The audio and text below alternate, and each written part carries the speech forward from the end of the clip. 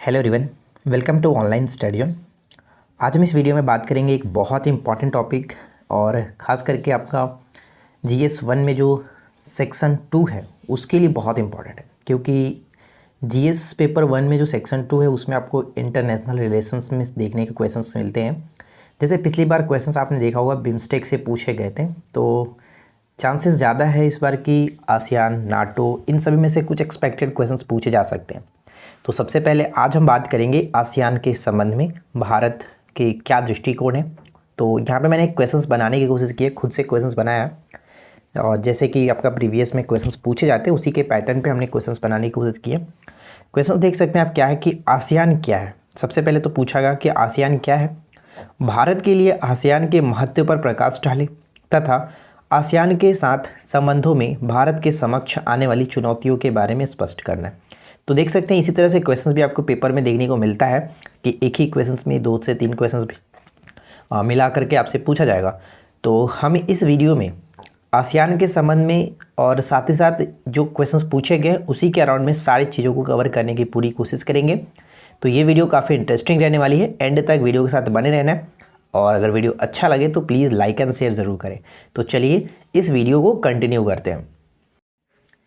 तो देखिए क्वेश्चन यही रहा कि आसियान क्या है, भारत के लिए आसियान का महत्व पर प्रकाश डाले और आसियान के साथ संबंधों में भारत के समक्ष आने वाली जो चुनौतियां होंगी उसे हमें यहाँ पे स्पष्ट करना है।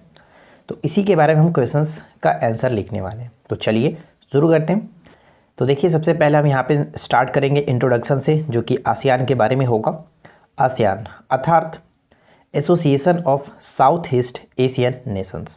ठीक है, सबसे पहले हम आसियान के फुल फॉर्म के बारे में बताएंगे और इसके बारे में यहाँ पे ये लिखेंगे कि यह एक दक्षिण पूर्व एशियाई देशों का संगठन यानी एक क्षेत्रीय संगठन है।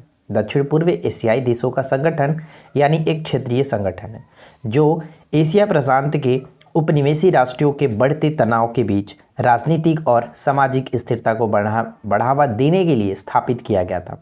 क्यों स्थापित किया गया था, तो हम यहाँ पे देखेंगे कि जो आसियान है वो एशिया प्रशांत के उपनिवेशी राष्ट्रों के बढ़ते तनाव के बीच राजनीतिक और सामाजिक स्थिरता को बढ़ावा देने के लिए स्थापित किया गया था।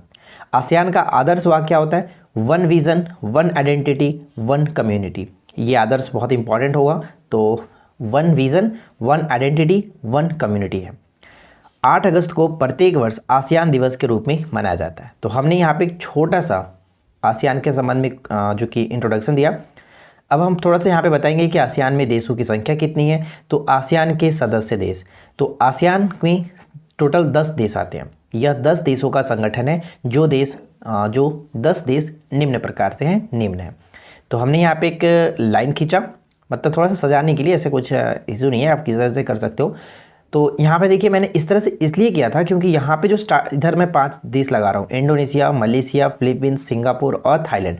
तो ये जो 5 देश हैं वो संस्थापक सदस्य हैं, पर संस्थापक सदस्य थे, इसलिए मैंने यहाँ पे इनको अलग रखा था और बाकी 5 को मैंने अलग रखा है। वियतनाम, लाओस, म्यांमार, कंबोडिया और ब्रुनेई। तो 5 इधर 5 इधर, जो इधर के 5 आप देख रहे हैं ये 5 संस्थापक सदस्य थे। तो यहाँ पे हमने मेंशन भी कर दिया कि ये 5 संस्थापक सदस्य थे। ठीक है, चलिए इसके बाद हम आगे बढ़ेंगे और अब बात करेंगे हम यहाँ पे कि आसियान की उत्पत्ति।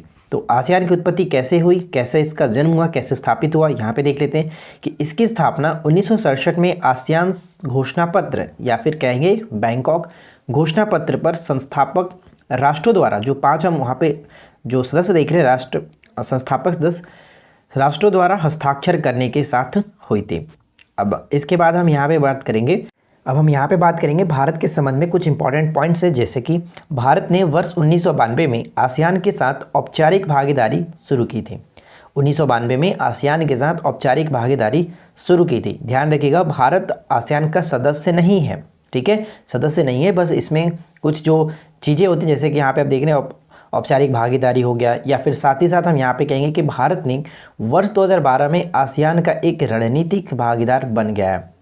हाल ही में भारत आसियान साझेदारी की 30वीं वर्षगांठ के अवसर पर 2022 में भारत आसियान मैत्री वर्ष के रूप में भी घोषित किया गया था। तो ये हमने इसको करंट से भी जो कि जोड़ दिया और ये काफ़ी इंपॉर्टेंट हो जाता है। करंट से आपको कोशिश करना है कि हर आंसर को करंट से अगर आप जोड़ पाएँ तो बहुत अच्छी बात है। तो यहाँ पे हम देख सकते हैं कि भारत आसियान साझेदारी के 30वीं वर्षगांठ, जैसे कि हमने देखा था कि 1992 में ये औपचारिक भागीदार देश बना था, तो यहाँ पे 2022 में इसके 30 वर्ष पूरे होते हैं। इस वजह से भारत आसियान मैत्री वर्ष के रूप में घोषित किया गया। ठीक है, तो एंड तक बने रहिएगा और लास्ट में ज़रूर बताइएगा कि आपको ये आंसर कैसा लगा और साथ में आप कितना मार्क्स देंगे।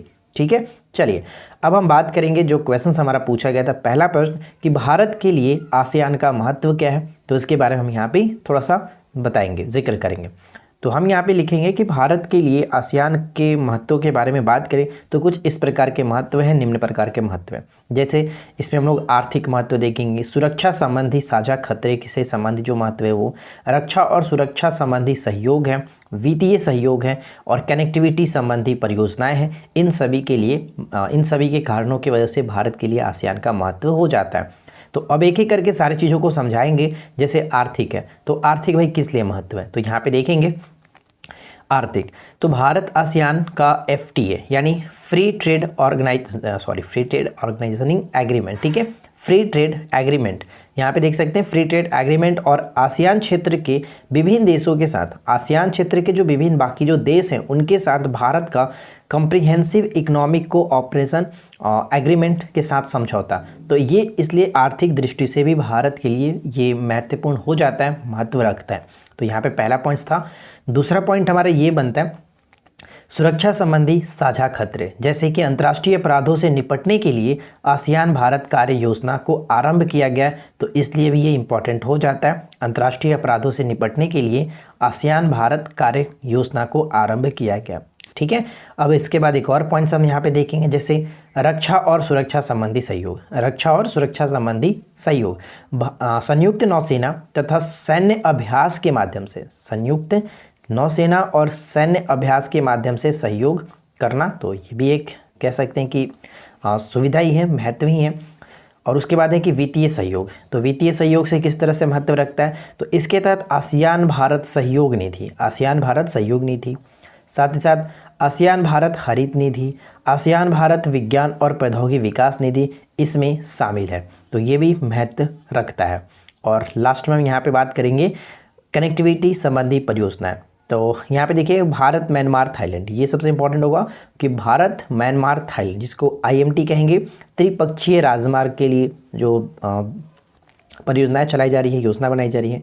कलादान मल्टी मॉडल परियोजना के लिए, साथ ही साथ नई दिल्ली से हनोई के बीच रेलवे लिंक की जो कि योजना बनाई जा रही है। तो ये इन सभी कारणों की वजह से भी कह सकते हैं कि भारत जो है, भारत का आसियान के लिए काफ़ी महत्व, यानी भारत के लिए आसियान का काफ़ी महत्व रखता है। ठीक है, अब इसके बाद जो सेकंड क्वेश्चन था इसके अंतर्गत, जैसे कि आसियान के साथ संबंधों में भारत के समक्ष आने वाली जो चुनौतियां हैं उनके बारे में हम यहाँ पे देखेंगे। तो मैंने यहाँ पे लिखा है कि आसियान के साथ संबंधों में भारत के समक्ष आने वाली चुनौतियों को हम निम्न प्रकार से स्पष्ट कर सकते हैं। किस प्रकार से स्पष्ट करेंगे, तो चलिए हम एक एक करके यहाँ पे देखते हैं। पहला पॉइंट ये है कि भारत का BRI यानी कि बेल्ट एंड रोड इनिशिएटिव का विरोध करना तथा RCEP मतलब रीजनल कॉम्प्रिहेंसिव इकोनॉमिक पार्टनरशिप में शामिल नहीं होना, विरोध करना, ये एक तरह से चुनौती हम कह सकते हैं। ठीक है, इसके बाद आगे बढ़ते हैं और नेक्स्ट पॉइंट में क्या है कि दक्षिण चीन सागर में रक्षा संबंधी सहयोग को बढ़ाने से भविष्य में चीन और एक या अधिक आसियान देशों के साथ समुद्री संघर्ष होने का जोखिम पैदा हो सकता है। ठीक है, यानी दक्षिण चीन सागर में अगर रक्षा संबंधी सहयोग को बढ़ावा अभी दिया जा रहा है तो मे भी ऐसा हो सकता है कि फ्यूचर में चीन हो या फिर और कोई आसियान जो देश है, जैसे अन्य जो आसियान देश है 10, उनमें से कोई भी हो सकता है कि समुद्री संघर्ष हो सकता है, उनसे विवाद हो सकता है। तो ये एक प्रकार की चुनौती हो जाती है। आसियान के अंदर यानी आसियान के जो भीतर आसियान जो है, इसमें मतभेद पैदा करने वाला जो चीन की क्षमता, मतभेद पैदा करने वाला चीन, काफ़ी फोकस किया जा रहा है चीन पे ही, क्योंकि इसका लक्षण सभी को पता है। इस क्षेत्र में भारत के आर्थिक और सुरक्षा संबंधी हितों को प्रभावित कर सकती है, यानी एक तरह से चीन को लेकर के खतरा है। ठीक है, तो ये ध्यान रखेंगे। इसके बाद हम यहाँ पे बात करेंगे कि चीन का मुकाबला करने में असमर्थता का जो कि सामना करना पड़ सकता है। इसके बाद हम यहाँ पे देखेंगे कि हिंद प्रशांत में क्वाड और ऑकुस की उपस्थिति के कारण हिंद प्रशांत में आसियान के प्रभुत्व के समक्ष संकट पैदा हो सकता है। ऑकुस आपको पता है कि ऑकुस 2021 में स्थापित किया गया था। त्रिपक्षीय एक कह सकते हैं व्यापार जो कि संगठन है। जैसे कि ऑकुस का मतलब क्या होता है, ऑस्ट्रेलिया, यूनाइटेड किंगडम और यूएसए, ये 3 जो कि देशों का संगठन है। और क्वाड तो आपको पता ही है, क्वाड 4 देशों का संगठन होता है, भारत, अमेरिका, जापान और ऑस्ट्रेलिया। तो ये याद रखिएगा। तो इसके बाद हम आगे बढ़ते हैं। तो अगला पॉइंट्स में हम देख सकते हैं कि आसियान में संरक्षक और मजबूत संस्थानों का अभाव है। यानी कि आसियान में क्या चुनौती हो सकती है, तो संरक्षक और साथ ही साथ मजबूत संस्थानों का अभाव के कारण ये भी एक बड़ी चुनौती हो जाती है। और इसमें बहुत सारे पॉइंट्स को आप इंक्लूड कर सकते हैं। फिलहाल मुझे ये सभी चीज़ें जो कि इंक्लूड करना अच्छा लगा तो मैंने इंक्लूड किया। तो कुल मिलाकर बात यही थी कि आप इस तरह से लिख सकते हैं। ठीक है, अब आपकी राय है कि आप लोग नीचे कमेंट करके बताएंगे कि आप लोगों को ये आंसर कैसा लगा और आप इसमें से 38 में से कितना मार्क्स देंगे। ठीक है, चलिए अब बात करते हैं निष्कर्ष पे। तो जो चीज़ें हमने ऊपर में देखा उसी का कंक्लूजन हम यहाँ पे थोड़ा सा लिख देंगे। वैसे तो इस पर कुछ ज़रूरत तो है नहीं, लेकिन फिर भी लिख देते हैं। भारत के लिए आसियान का जितना महत्व है उतना ही आसियान के साथ संबंधों में भारत के समक्ष आने वाली चुनौतियाँ भी हैं। साझा मुद्दों पर परस्पर और आपसी समझ से आसियान तथा भारत दोनों को अपने संबंधों के समक्ष आने वाली चुनौतियों का समाधान करने में मदद मिलेगी। यानी जो भी चुनौतियां हैं इनको अगर हम दोनों अगर आपसी समझ से सूझबूझ से काम करेंगे तो दोनों को समाधान कर सकते हैं। कुल मिलाकर यही है। ठीक है, तो बस आज की इस वीडियो में इतना ही। आशा करते हैं कि आप लोगों को ये वीडियो अच्छा लगा होगा और जो भी आंसर में लिखा गया उसके संबंध में आपकी जो भी राय है नीचे कमेंट्स करके बताएंगे। वीडियो पसंद आया हो तो लाइक करेंगे, दोस्तों के साथ शेयर करिए। और रही बात पीडीएफ की, तो टेलीग्राम बिल्कुल फ्री है, आप वहाँ से पीडीएफ ले सकते हैं, ज्वाइन करके ले सकते हैं। ठीक है, तो लिंक मैंने डिस्क्रिप्शन में दे रखा है, आप जाइए ज्वाइन कर लीजिए। फिलहाल इस वीडियो में इतना ही, मिलते हैं नेक्स्ट क्लास में। Thanks for watching, keep watching, keep learning, have a good day.